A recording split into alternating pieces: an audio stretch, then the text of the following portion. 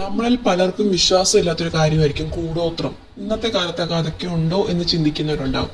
പക്ഷേ സാത്താൻ സേവ, മന്ത്രവാദം, അങ്ങനത്തെ പല കാര്യങ്ങളും ഇന്നും നമ്മുടെ സമൂഹത്തിൽ ഒരുപാട് നടക്കുന്നുണ്ട്. അതിന്റെ കൂട്ടത്തിൽ തന്നെ ഉള്ളതാണ് കൂടോത്രം. ലോകം എത്ര പുരോഗതി നേടിയാലും ഇങ്ങനെയുള്ള അന്ധവിശ്വാസങ്ങളിലെ മനുഷ്യർ എപ്പോഴും തട്ടിക്കിടക്കും, അല്ലേ?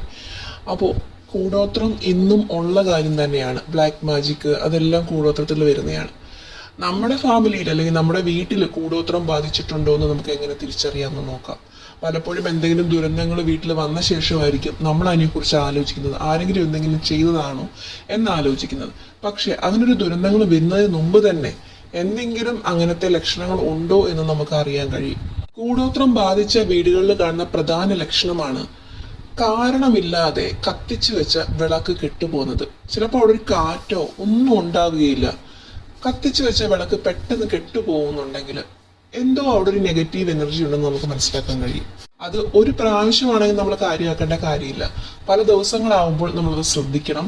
അതുകൊണ്ട് തന്നെ എന്തെങ്കിലും പ്രശ്നങ്ങൾ ഉണ്ടോ എന്ന് നമുക്ക് പ്രശ്നം വെച്ച് നോക്കാം. ജ്യോത്സ്യന്മാരെ കണ്ട് വീട്ടിൽ എന്തെങ്കിലും കൂടോത്രം ബാധിച്ചിട്ടുണ്ടോ എന്ന് നമ്മൾ ചെക്ക് ചെയ്യുന്നത് നല്ലതായിരിക്കും. ഉണ്ടെങ്കിൽ അങ്ങനത്തെ ദോഷങ്ങൾ പെട്ടെന്ന് തന്നെ മാറ്റിക്കളയുക. രണ്ടാമത്തെ ലക്ഷണം വീട്ടിലെ അംഗങ്ങളെ ശ്രദ്ധിക്കുക. അതായത് വീട്ടിലെ അച്ഛനമ്മ അല്ലെങ്കിൽ മക്കള് അങ്ങനെയുള്ളവർക്കൊക്കെ സ്ഥിരമായിട്ട് ഛർദി, വയറിളക്കം അങ്ങനത്തെ പ്രശ്നങ്ങൾ വരുന്നുണ്ടോ? അതല്ലെങ്കിൽ അകാരണമായിട്ട് അവർ വീഴുക, പെട്ടെന്ന് അങ്ങ് തട്ടി വീഴുക, അങ്ങനത്തെ പ്രശ്നങ്ങളുണ്ടോ എന്നൊക്കെ ചെക്ക് ചെയ്യുക.